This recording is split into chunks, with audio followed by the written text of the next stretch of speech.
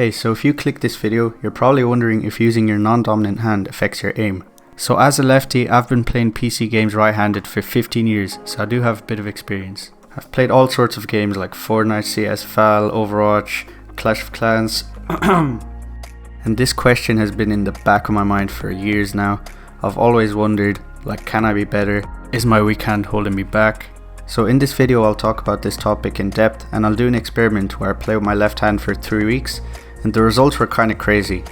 If you want to find out if it's worth switching, I recommend watching till the end, as I talk about a lot of aim theory, important points and just reasons for switching, and I also document my experience in the 3-week experiment, so enjoy the video. So is there actually any evidence or data to show that hand dominancy affects your aim? The world of esports is quite new, and aiming with your mouse is quite a specific skill, so there's not really any research that's directly related to aiming with your mouse, but we do know aiming with your mouse is a motor skill, so we can look at similar research. There's a lot of papers out there, and I looked at a few, and a lot of them say different things, to be honest, so I don't really think I can conclude anything from it, and I'm also not like a scientist, but I'll try to summarize what a few of them said. The first study basically takes 100 subjects aged 10 to 14, both left and right-handed, and 3 reliable measures of motor performance were used in this study. Hand grip strength, finger tapping and hand steadiness were tested. The results show that the dominant hand significantly outperforms the non-dominant hand on all 3 measures. The same study also says that the percentage of dominant hand superiority decreased with age, and the non-dominant hand performance improves and equalizes with the dominant hand. So this basically means that as you get older, you can acquire skills with any hand more easily. Another study confirms this by basically saying that you can switch your hand and still be as good. Converted left-handers became as proficient at right-handing as innate right-handers. Another study suggested that handiness did not influence motor skill acquisition or interlimb transfer, regardless of task complexity. But honestly, there's just way too many studies and I can't wrap my head around it. I couldn't find any studies that said anything about long-term use of your non-dominant hand and how much skill you can acquire, if that makes sense. But anyway, does this mean you're automatically at a disadvantage if you play with your non-dominant hand? I don't think so, because there's something called neuroplasticity, meaning the brain can adapt with practice, so even if you use your non-dominant hand, you can improve over time. And keep this in mind for later on in the video, because time is the important factor here. To answer the question though, does hand dominancy matter? There's a lot of different takes from people online, but they're just merely anecdotal takes, and we can't really make any conclusions off them. We have all sorts of opinions and stories from people, ranging from "it's pointless to switch" to "it's the best thing I've ever done." Handiness is only relevant to the task it's applied to. It only goes so far as to measure initial proficiency and not overall capability. I don't think there's any real connection with hand dominance and what hand you use to develop your motor skills. And then there is a lot of stories from people that have switched and have found amazing results. Objectively, I don't think we can rely on anecdotes to answer this question, so let's move to statistics. The interesting thing with being left-handed in esports is that the world doesn't accommodate us to be left-handed or to play left-handed. A lot of mice are made for right-handed people.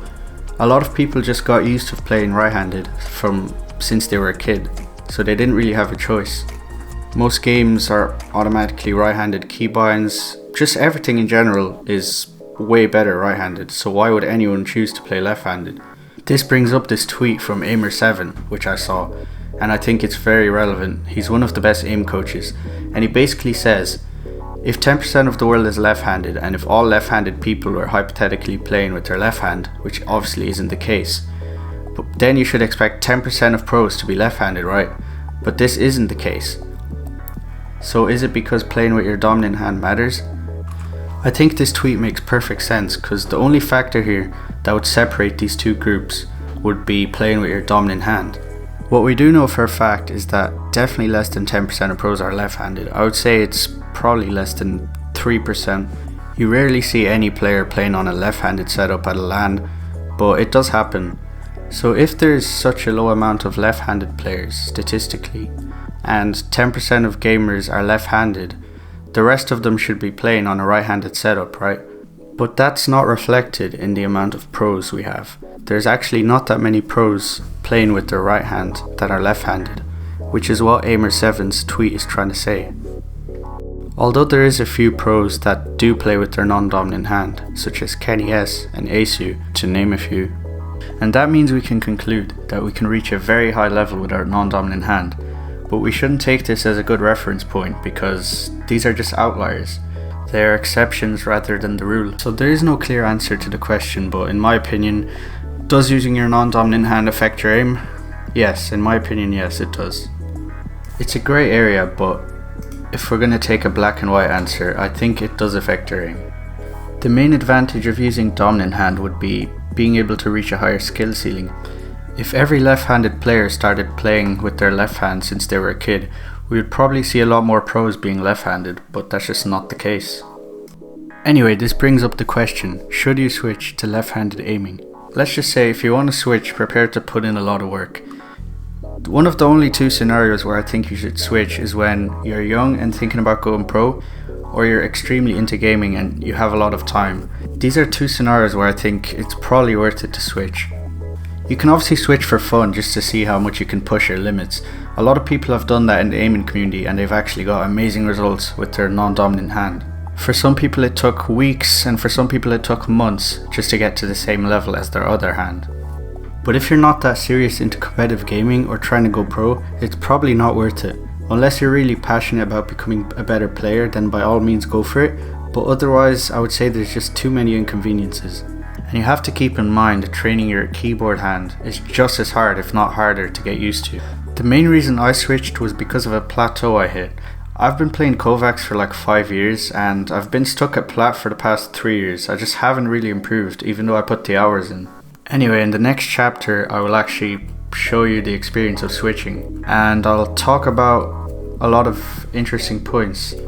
Also, the results were quite surprising. So my plan was to aim train 1 hour every day for 3 weeks. So on the first day I basically researched how voltaic works and how to do the benchmarks. But yeah, the first thing I did was benchmark my right hand scores to see where I'm at. As you can see, I'm plat, which is slightly above average, but it's nothing crazy, especially for how much hours I have. And yeah, then I did the left hand benchmarks to see where I'm at, and I was obviously barely iron because it was my first time playing with left hand.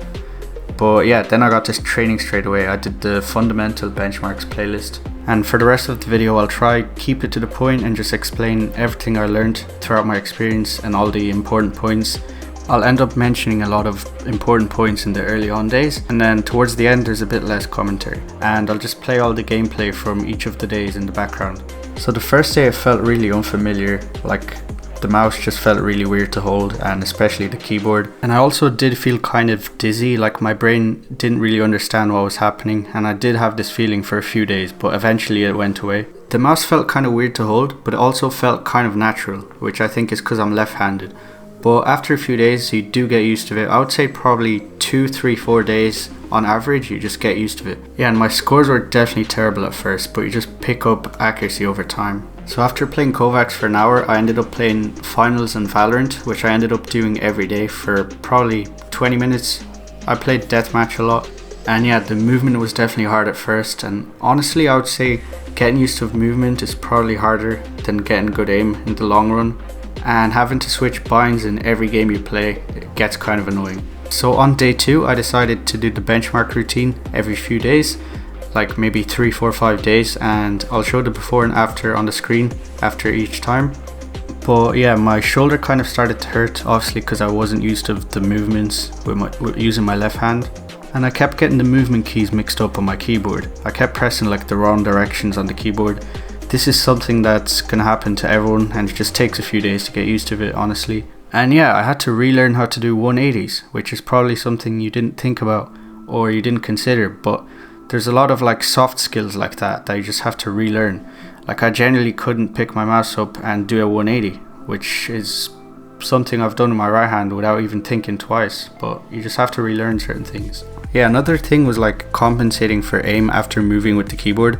Like usually your hand would like automatically adjust after you move left or right, but since you're new to movement and all this, it's just going to take a while to get used to these things. Another thing I had to relearn was my hand speed and close range tracking. I just couldn't move my hand quick enough to catch up with the object, even though, not the object, the aim target. Even though my sense wasn't that low, I just couldn't do it, but over time you just develop the speed. So day 3 was quite good. I was starting to feel quite confident, especially in my movement. I felt confident in my tracking, which was honestly getting quite close to my right hand already, but I was definitely feeling confident in my tracking. I noticed I did have problems with key binds such as shift and crouch and my weapon binds, because these are binds you just use less when you're playing, right? So the binds that you use less, it's actually going to take way longer for you to develop the skill to use them. So that's just something you have to keep in mind. Although you might get used to the movement really quick, there's still many binds that you have to practice and get used to. So day 4 I did my first benchmark. Obviously you can see the results are huge. It's like almost double pretty much. And you're not going to see results like this all the time. Obviously at the start the results are going to be a lot higher since you're improving quicker, but over time they just diminish. Something I did on day 4 was switch to high sense. I did this because I wanted to focus on my weakness of flicking and micro adjustments. So when you switch a sense, it's actually a great way to improve, because you can isolate certain skills because you use certain muscles more and certain parts of your hand more for different actions. So that's a good way to practice these skills.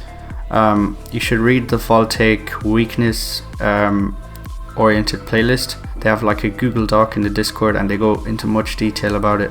So yeah. Day 6 I did a benchmark again. Pretty good improvements. Day 7 was also good. I was making progress on every scenario. My mouse resetting was also getting better. I did benchmarks again on day 11. As you can see, it was like a terrible benchmark. I hit like a small plateau, but that's nothing to worry about. You gotta remember, improvement is never just a straight line. Clicking was my main weak point, so I did train a bit more on that.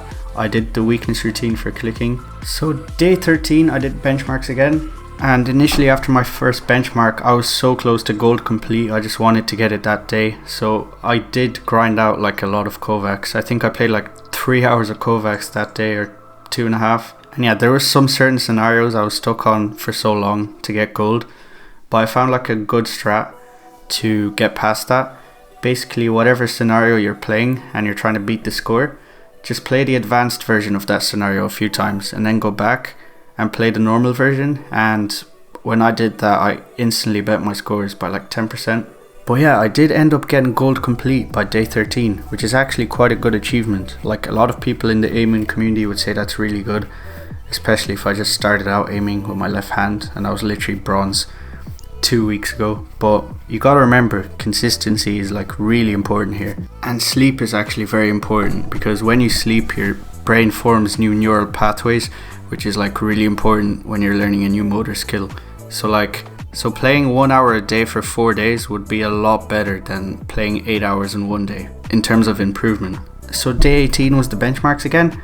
The past few days have been pretty good. I haven't been doing anything crazy, just practicing, keeping consistent. And at this point I also stopped playing Valorant because I wanted to focus on aiming as much as I could. But honestly, I've only been playing Valorant like 20 minutes a day and I've already seen like really big improvements every day. So if you're thinking about switching and you're a grinder and you play a lot, like 6+ hours every day, you're honestly going to see really big improvements. Remember though, it's important to build up your aiming fundamentals in an aim trainer first before you grind your game out. You can probably do both, but I recommend trying to get your aiming fundamentals as high as possible before you grind your main game. So also on day 18, I was practicing my weaknesses as well, and I also switched sense a lot.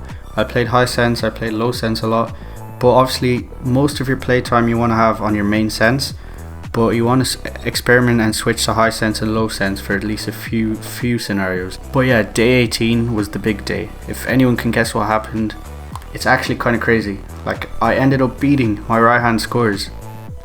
Day 18, it took 18 days for me to get better with my left hand than my right hand. That is crazy. I couldn't really believe it myself, but obviously I was going to still keep going. I wanted to get plat complete.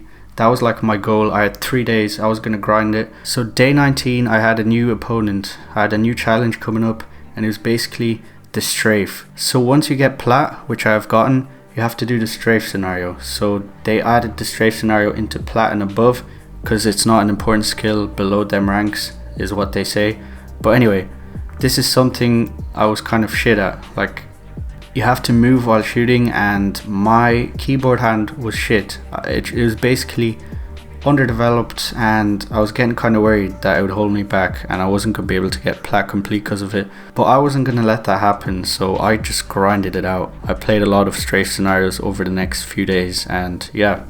So day 20, the second last day, I just wanted to benchmark real quick to see where I'm at, to see how close I was to plat complete and could I get it.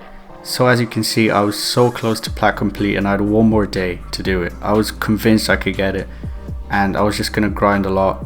I was still playing like an hour every day. Sometimes I was pushing it to 2 if I felt like I needed it. But yeah, do you guys think I'll be able to get plat complete by tomorrow? So day 21, the last day, I was feeling excited. I got up, got into my chair, was feeling good, was ready to do the first benchmark session. And yeah, the first benchmark session, it didn't go as I thought. Honestly, I wasn't gonna give up. So I came back a few hours later and boom, we got plat complete. We actually did it. It took me 3 weeks and I went from absolutely terrible. I went from bronze or iron, whatever the lowest rank is. I went from that rank to plat complete in 3 weeks. This is a rank that takes years for some people to get, and it's an above average rank. And yeah, so this was a great journey though. I've definitely learned a lot. I've learned consistency pays off, and yeah, I hope you guys learned something from this video. But the question is, will I be sticking to left hand aiming? Probably not. I don't think so. I don't ever plan to go back to it.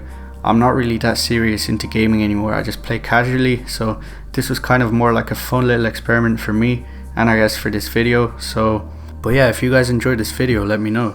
This is like my first proper video and I've always wanted to make YouTube videos like this. So if you think I should keep making them, and if you enjoyed this video, let me know and like and comment. Thanks for watching and have a good day. And if you honestly got this far, you're probably a god aimer.